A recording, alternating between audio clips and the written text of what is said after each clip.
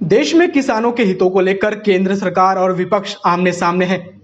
किसानों के हितों की रक्षा के लिए पक्ष और विपक्ष के बीच आर पार की लड़ाई शुरू हो गई है। विपक्ष ने एक बार फिर केंद्र सरकार को किसान विरोधी करार दिया है।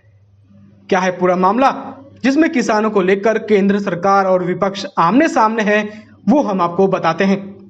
दरअसल केंद्र सरकार किसानों के लिए 3 कृषि विधेयक लेकर आई है, जिसमें 2 विधेयकों को गुरुवार को संसद में 5 घंटे चली लंबी बहस के बाद पारित कर दिया गया।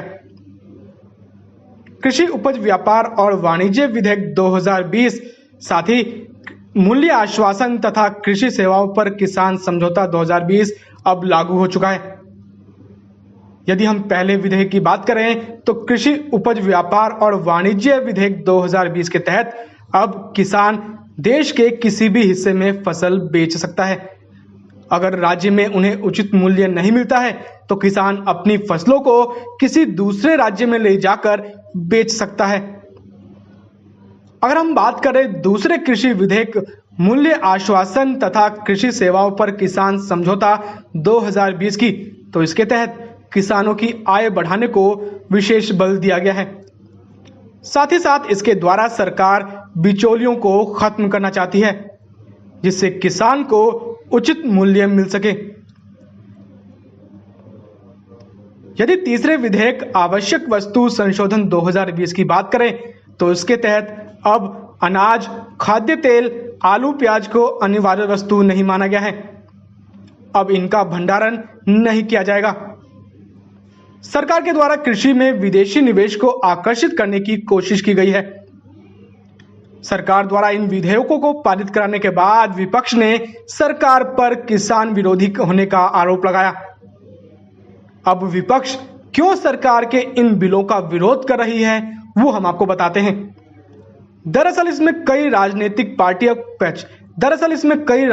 पार्टियों का कहना है कि अगर मंडियां खत्म हो गई तो किसानों को न्यूनतम समर्थन मूल्य नहीं मिलेगा। इसलिए एक राष्ट्र एक एमएसपी होना चाहिए। इसके साथ साथ विपक्ष का कहना है कि कीमतों को तय करने का कोई सिस्टम नहीं है। ऐसे में निजी कंपनियां किसानों का शोषण करेगी।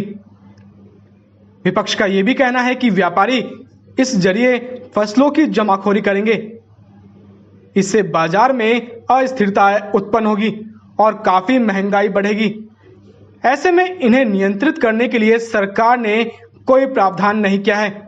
इन विधेयकों का विरोध करने का एक मुख्य कारण यह भी है कि राज्य सरकारों को चिंता इस बात की है कि अगर फसलों के उचित दाम राज्य में नहीं दिए जाएंगे तो किसान पड़ोसी राज्य में जाकर अपनी फसलें बेचेंगे, जिससे राज्य सरकारों को फसल से संबंधित परेशानियों का सामना करना पड़ेगा।